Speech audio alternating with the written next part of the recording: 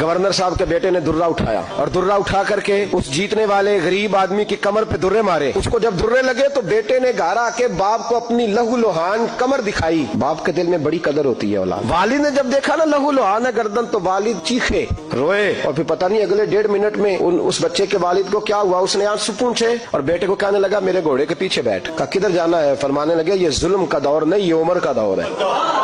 ہاں ایسی بات ہے کوئی جو مرضی کر جائے, بیٹھ میرے گھوڑے پہ. آدھی رات کے وقت پہنچے مدینے اور باہر جا کے وہ آدمی پکارنے لگے, کہنے لگے عمر باہر آؤ, نکلو خوابگاہ سے.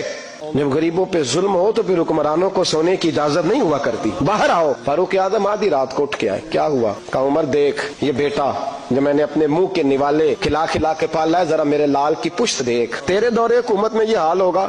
حضرت فاروق اعظم نے کہا جاؤ بلا کے لاؤ فاتح مصر کو. حضرت عمر بن عاص بیٹے سمیت آئے. جناب فاروق اعظم فرمانے لگے مجمع میں کھڑا کر کے, فرمایا کیوں مارا تو نے اس کو؟ گردن جو گئی. فرمایا تو گورنر کا بیٹا تھا اس لیے مارا ہے؟ اس غریب آدمی کے بچے کو کہا درے پکڑ اور گورنر کے بیٹے کو اس کے سامنے مار, اور اتنے مار کے اسے سمجھ آئے. جب اس کو درے لگ رہے تھے تو لوگ دیکھ رہے تھے. تھوڑی دیر گزری تو حضرت سیدنا عمر فاروق رضی اللہ تعالیٰ عنہ نے فرمایا گورنر مصر کو بھی سزا دو, اس کے کپڑے اتروا کے اسے ٹاٹ کا لباس پہناؤ. لوگ کہنے لگے حضور گورنر صاحب کی کیا غلطی؟ حضرت فاروق اعظم کہنے لگے اس بچے کے دل